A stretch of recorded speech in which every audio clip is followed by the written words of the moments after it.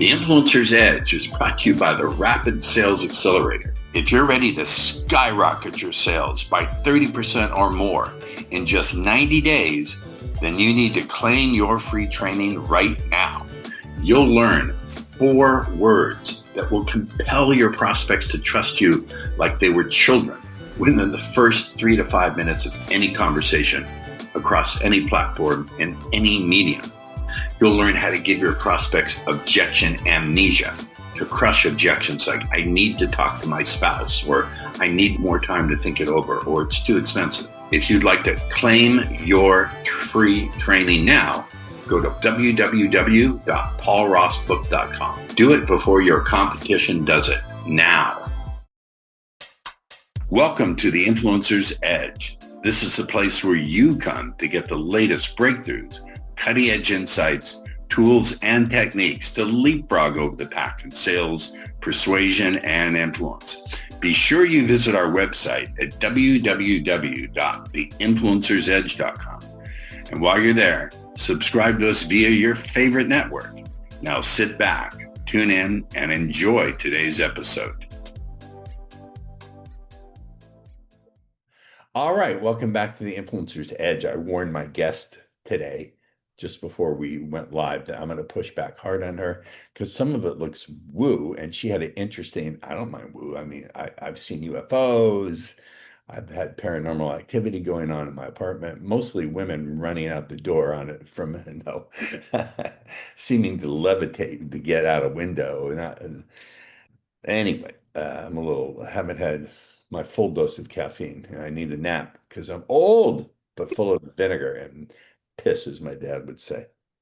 May he rest in peace. All right, all that aside, our guest today is Angie Tumlinson. Do not call her Tomlinson, like the famous comedian Taylor Tomlinson, who I love. You ever seen Taylor? No, She's amazing. I think she's so talented. I have to All look right. at it. All right, so let's dive in. I'm going to push back hard. Angie is a science of mind integration expert. Okay, what in the bubbly squirrel fart does that mean? You know what? It's first of all, thank you so much for having me on here. I really am excited because I love to talk to people about how to go for it and whatever it takes for them to go for it. And you know, I I think one of the things for me is, I was talking to somebody about being on a podcast. I just want to say this real quick. And you know what she said to me? I wasn't edgy enough. And I'm really, right? So I'm really excited to be here because, like you, I'm 58 and I'm kind of Oh, over. I'm not 58, love. I, I'm older than that. but I'm saying I'm at the point in my age right now where I probably push back a lot too, because I'm just at that point that I don't want to argue what I know anymore. And I really believe in using the science of mind, and I find most people don't know how to think today. We are so programmed, we don't know how to think. And I'm kind of at the point where I would love to challenge people on thinking. And a lot of people say one thing I like about you is you feel like you got a paddling and then tucked into bed with a good kiss. And that's kind of how Wait a minute, you've been spying on my dating life. but I like to just tell it like it is too. I grew up very religious, and I Uh-oh. grew up with lots of ideals that I followed because I was programmed to think that way. And Let's then one, pause there just for a second. sure. When you say programmed, it was Mary Baker Eddy's uh, mush mush, but how were you programmed through? We Did all they are. discourage? I understand, but did they discourage critical thinking? Were you punished if you asked questions? Yeah, if it wasn't in the Bible, we didn't talk about it. So I Mhm. grew up very fundamentalist. Fun, dumb mentalist. Fun, dumb mentalist. I grew up in the Church of Christ, which I'm really grateful for my roots. So I just want to say that. But we grew up very much, it's got to be in the Bible, very literal in how we do things. And we don't let the Holy Spirit come in. The Holy Spirit is for other people. We don't do that kind of thing. And so that's just pretty much how I grew up. Just pretty cut and dry, black and white. That's how it is. I have no problem with Christ. I mean, what can you say about a Jewish boy in his 30s who is still a virgin and believed and lived with his mom. I mean, that's stereotypical Jewish boy. All right, so mind integration. Yeah. What in the world does Yeah. that mean? Well, I think I had. I'm having fun with you already. You're just Oh, doing this. I think what happened was I grew up doing all the right things.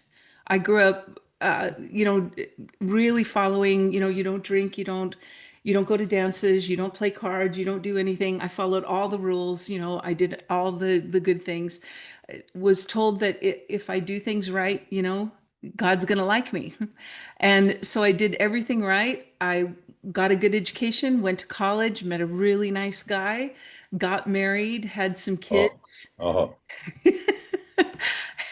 My mother even picked him out. She thought he was fabulous, and he is Wait, actually, wait, pause. Hit the yeah, screeches on, pump the brakes here. You let your mom pick your husband? my Why didn't first. she effing marry him if she thought he was so great? I think she did want to, and How did that work out for you?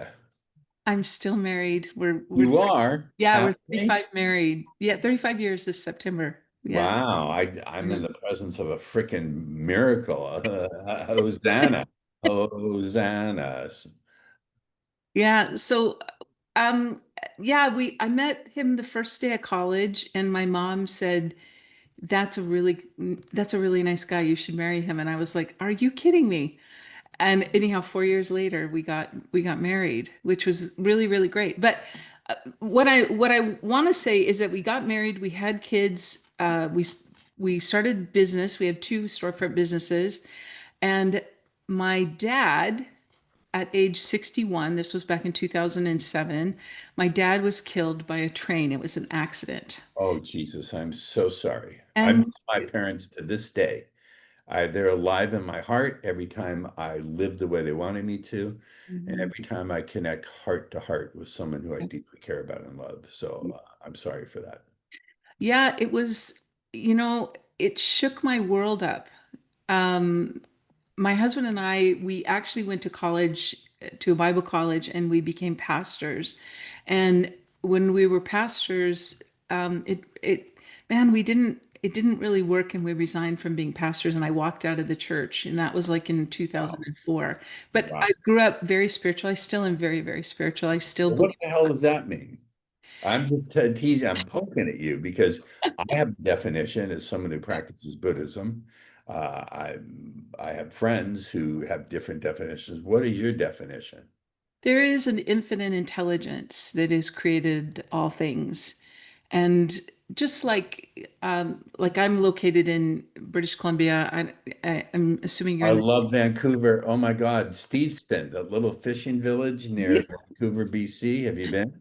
Yes, yes, Well, yes, I stayed there. yes. So, well, I live in the interior, but where are you located in the States?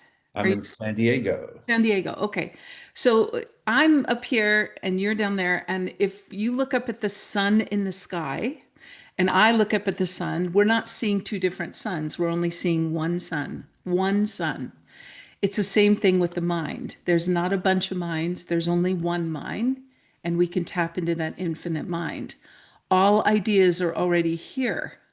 And Wait a it, minute, pause. mhm. Are you saying science is just a matter of letting an idea pop in your head, or it's you have to have experimentation? Because a lot of ideas that pop into people's heads prove later on to be false when technology comes along and goes, that's not how it works. Yeah, there is essential things that we want in life and incidental things. So it'll change over time or change over a period of time. For instance, my husband and I, we were in college, we dated. Dating was a really good thing. We got married, we committed, and now dating's not a good idea as we're married. No, no, trust me. So is dating good or bad? It's neither. It's relative to where you are. And some of ideas that we had in the past don't work today, but they did work before. And we found as we evolve, we find better and better ways of doing things. So it's So not you're a saying matter, this, I'm sorry, forgive me yeah, to no. clarify. You're saying this infinite mind, the ideas it presents are not infinitely true. They evolve and shift and change. They were all in what we were willing to comprehend at the moment.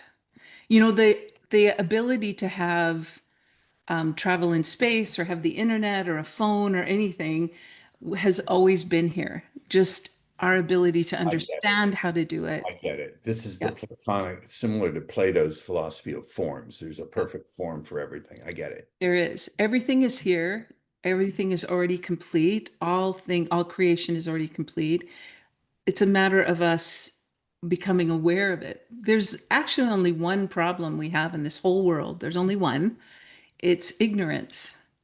And Oh, that is the only problem we have in this world. And as soon as we begin to understand, then we become in harmony with one another. We find resonance with one another. So for me, science of mind is learning to adapt your mind to other ideas. First, know thyself. First, know thyself. that's a classical Greek Yep. philosophy. Once you know yourself, then it's much easier to understand someone else's self. I mean, That agree intersects with with, it. I'm sorry, forgive me, that intersects with Gnosticism too. And the idea that the spirit, that the kingdom of heaven is within. Yep. That's, I don't want to get into religion too much or at all, but that's their idea too, Yeah. Gnosticism. I can see the link. Yeah, I would say for myself, I lived by a philosophy for a long, long time, but it didn't quite add up. And I think it became more and more aware to me as my children got older, and I taught them certain things and they would come back and challenge it. And I was like, well, I've had those same thoughts myself, but this is what we believe. If my parents believed it and I believe it, then that's how it's going to be. And I started saying that doesn't resonate. And so I started saying, what would happen if it were different? Okay. And yeah, so I guess I call it a come to Jesus talk. And I said, I think what I know of God, I think what I know of you might not be right. I think there's more to you than what my little world has taught me. And Of so course. I put Of it up course. on a shelf and I said, I think I want to believe something different. Of course. I get it. Mm. Uh, I get it. Okay. Yeah. So see how much we get discussion just from the bio, not even finishing the Yeah. first sentence. Dedicated to inspiring personal transformation. Her passion is to help others make decisions from a higher spiritual perspective, leading to profound improvements in the quality of their lives. You're also recognized as a natural universal laws expert. That's a little woo, but I love it. Her deep understanding of these laws and their practical applications distinguishes her in the field. Mhm. Okay, I get it. So one of the things you talk about is you don't need the how before you get started. No, I like this idea.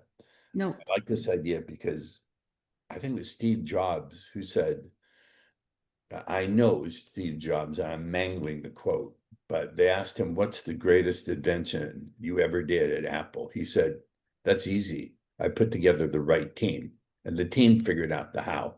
I just had the idea and the image in my mind. Is that what you're talking about? That kind of thing? Yeah, I think there comes, uh, if I could use it this way, especially when you're deciding to go for it, I think you got to understand either you live in the past, you live in the present, or you live in the future. There's a science of mind in the conscious mind that it is the observer. That's our smarty pants brain. It's our logical brain. It's our intellect. Yes. And it's always the observer. It'll either observe in the past or the future. And the subconscious mind lives in the present.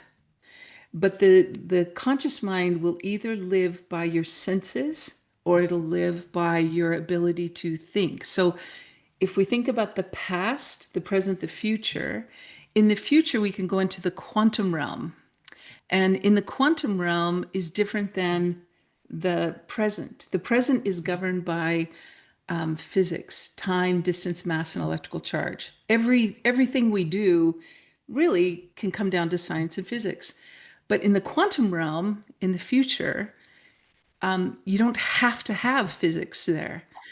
Let me Quantum, push the pause. Let me yeah, push the pause. yeah, Because I hear this word quantum hmm misused. In fact, there is physics to it. You can there predict is. You can predict things.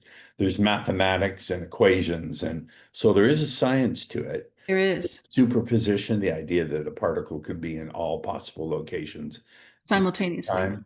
Entanglement, where if particles are linked, they can somehow information about one gets transferred to the other, etc. So there are scientific testable Yep. principles. Yes, it just doesn't follow physics that we know in present time That's of correct. time, distance, mass, and light. But what we can do is we can go into the quantum realm, which is a spiritual part of our being. It's our imagination. And our imagination allows for us to go there.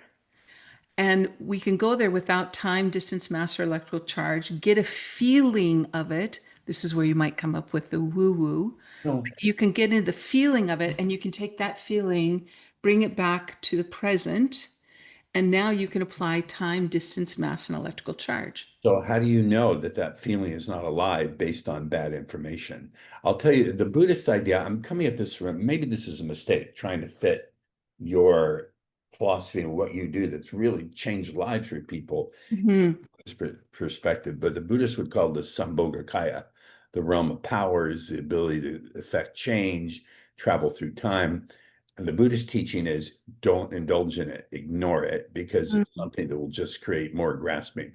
But I like your idea. See, I want to have people on that have completely different Yeah. views. So tell us from a practical standpoint, when you help your clients with this, how does it, how does it help them make a good decision? Because you're telling them, get your vision. I'm assuming go into the quantum realm, go into the future where it already exists. Is that close? Yes. And then do they get started? But at some point, do they need to figure out the how, or will the how just come to them? Well, here's the thing. Growing up in growing up in the church, you heard a lot of, well, I spoke to God and I asked God and he said no, I shouldn't do that. I would hear stuff like this, or I don't feel this is the place that God wants me to go. And what it was I had a lot of rules in my paradigm of somebody else's idea for my life. So I grew up, I grew up in Montana is where I actually grew up. I'm American. I live in Canada. I don't know if I should say that. Anyway, I'm married a Canadian, so I live in Canada. But my parents, I was raised in Montana. My dad was a logger. He was a really hard worker. But if my parents decided to move to China, I would be speaking Mandarin and loving the Chinese cuisine.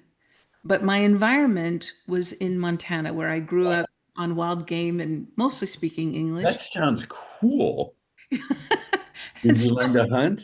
I did. I did learn to What hunt. was the biggest animal you took down? Um, well, I never shot anything, Oh, but I went hunting. Yeah. oh, I went hunting with my brother and some people from our church, but yeah, no, I never shot. too I cool. I didn't, yeah, no, that's not what a girl does. That's what I was Oh, taught. really? Okay.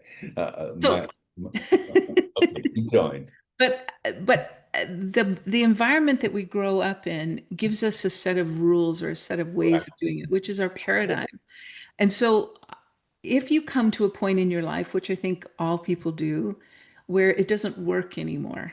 So how do you override the programming then? How do you override that? How do you say this isn't the life I want?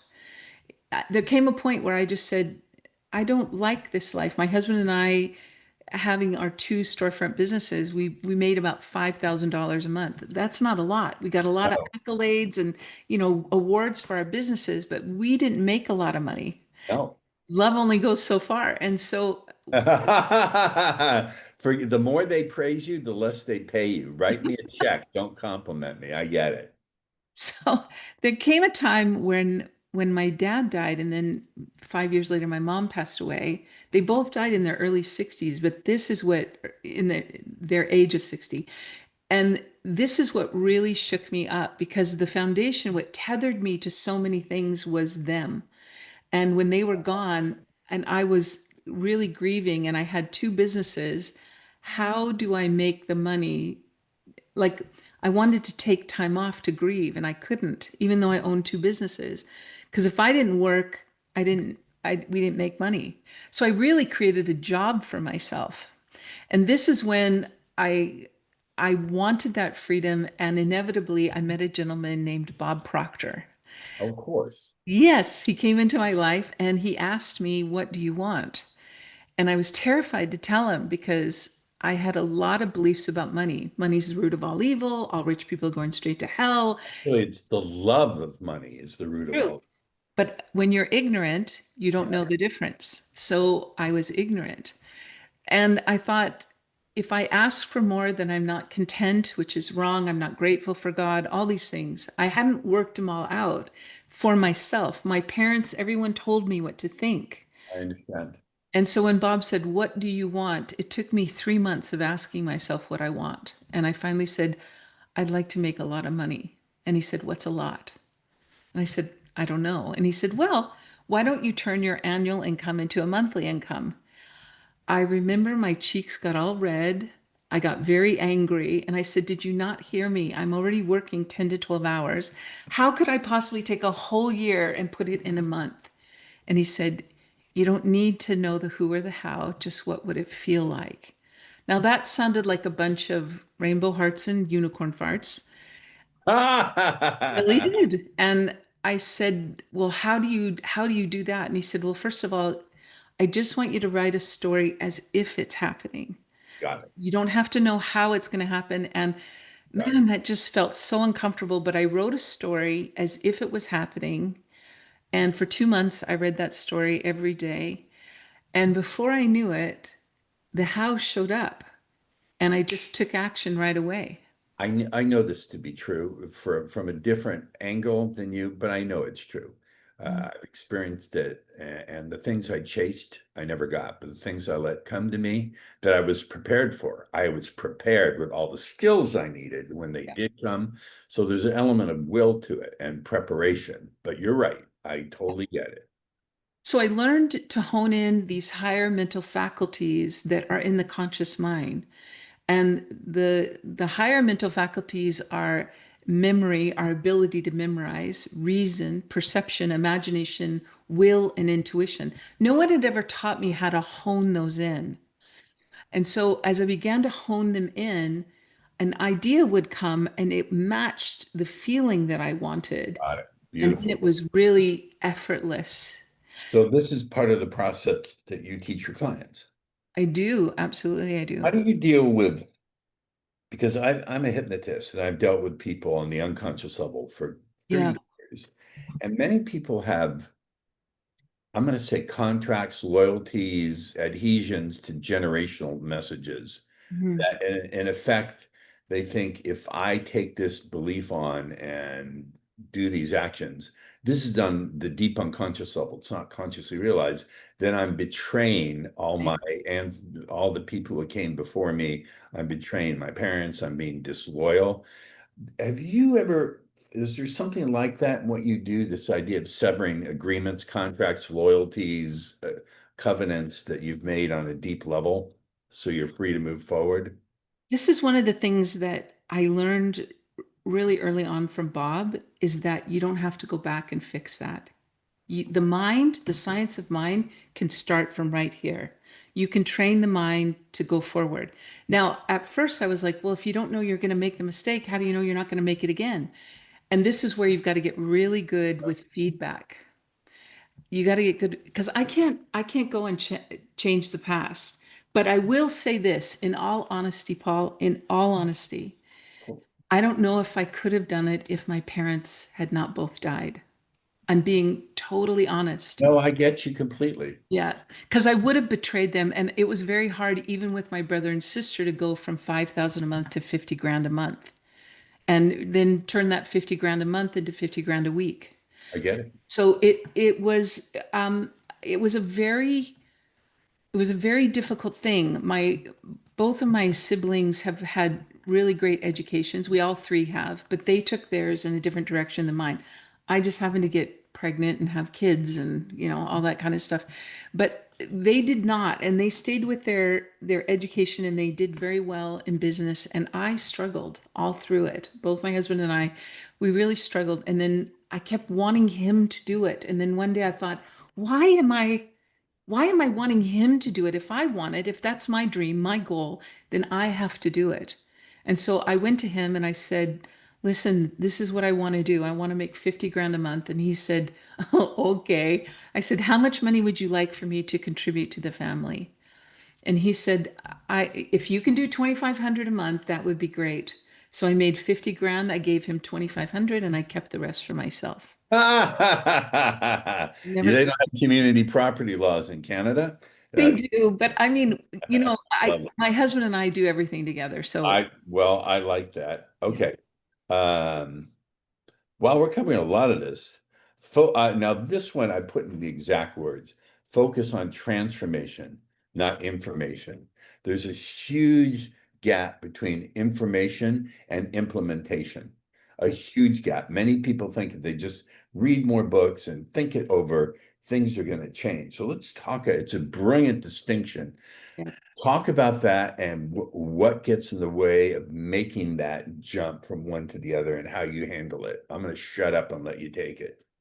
You know what? I had a really dear friend who was a coach as well, and she actually got me thinking about this. I always knew about transformation because felt when you go for it, you must have transform. It Goals are not to get. That was the first misconception I had. Goals are not to get, goals are to help you grow. It's in the growing that you get. And most of us don't grow. We stay the same, read the books through our same mindset, and we stick with the paradigm in our mindset, and we just read the books and dismiss the information. And really, genius is locked up in many, many writings of people, absolute geniuses. But you must learn to um, attune to their idea. And most people can't because they can't get in that creative energy to allow themselves to just feel it for a moment. We're terrified of our feelings. We're really, really terrified. And so what we do is we would rather live by the paradigm, by the facts of what we know, than to really ever think or feel. There's two philosophies in coaching right now. This is why coaching is, it's changing dramatically. There's what's And called, it's also a saturated field. it is, Utterly oversaturated. It's if you want saturated. to if you want to get very clear, there is what's called professional development and personal development. Professional development is learning about something, that's information. Personal development is learning to live it, to integrate it into your life and surrender to it. Love it. That's so true. I've seen it myself in 30 years. I used to teach guys how to pick up chicks. I don't know if you're aware of that or not. In my I saw something about. I love that you love sales. I love sales. Everything is a sale if you I look at it a certain way, except when you love people unconditionally and you don't try to influence or control. You just love them and do whatever you can without rescuing or smothering to Yeah, celebrate their wins. And if they ask for help, help them create the bridge, but they have to ask they have to to. get it. We are actually have we whipped through this and enjoyed it. I'm going to have you back on the show if you will come back Oh, after of my course. annoying personal style. I warned you that I would be a gadfly. So that's my mother always used to say, "You're a gadfly, and that's what you'll grow up to be, and you'll grow up to be an iconoclast." I said, "What's that, Mom?" She said, "That's someone who kicks over other people's sacred ideas and really makes them angry and upset." And I said, "I want to be an iconoclast, Mommy. How do I do that?" I have enjoyed this thoroughly. I think it's great. I love talking about other ideas or other perceptions about things. It really, a lot of what you talked about um, sort of fits into Buddhism. And again, I'm not a Buddhist. I just like the practices. I don't care if there was a historical Buddha. It doesn't make one bubbly fart of a difference. It's the teachings that matter and living them, which is not easy. It goes against the stream of wanting to control, getting angry, grasping an aversion. But you have been a beautiful example of someone who's so secure in what she's doing. She doesn't mind me throwing the darts. You actually welcome it, and Yeah, yeah. You know what? This is what natural laws are, because I have to tell you, energy is in every energy and the way energy moves is in every religion, every culture, everything, and we have more in common than we realize. And if we can look to go to our commonalities, man, and we learn to fall in love with people's commonalities instead of working in the gap, like to listen to universal or natural laws is so important. And this is what will help. I think it will bring love back in. I think resonance will come back in.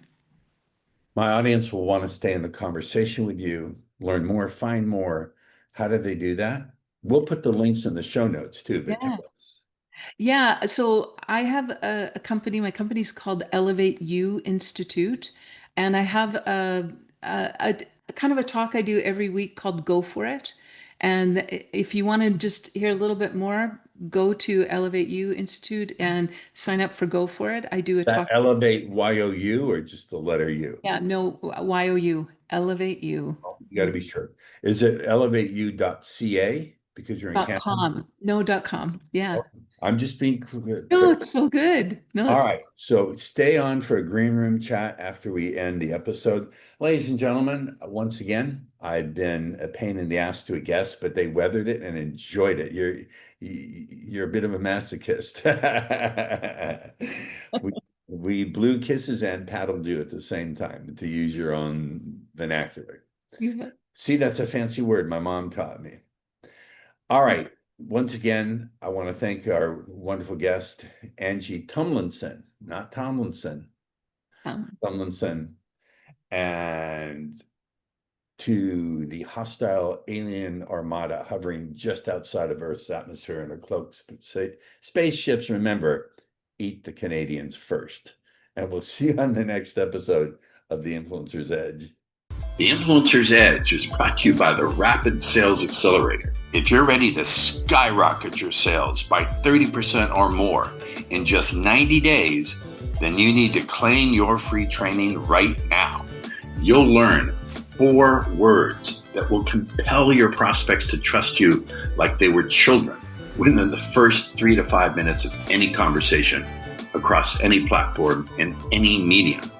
You'll learn how to give your prospects objection amnesia, to crush objections like, I need to talk to my spouse, or I need more time to think it over, or it's too expensive. If you'd like to claim your free training now, go to www.paulrossbook.com. Do it before your competition does it now. Thank you for tuning in to the Influencer's Edge, where you get the latest breakthroughs, cutting-edge insights, tools, and techniques so you can leapfrog over the pack in sales, influence, and persuasion. Remember to visit our website at www.theinfluencersedge.com to enjoy even more great episodes like this one. We look forward to seeing you again on the Influencer's Edge Show.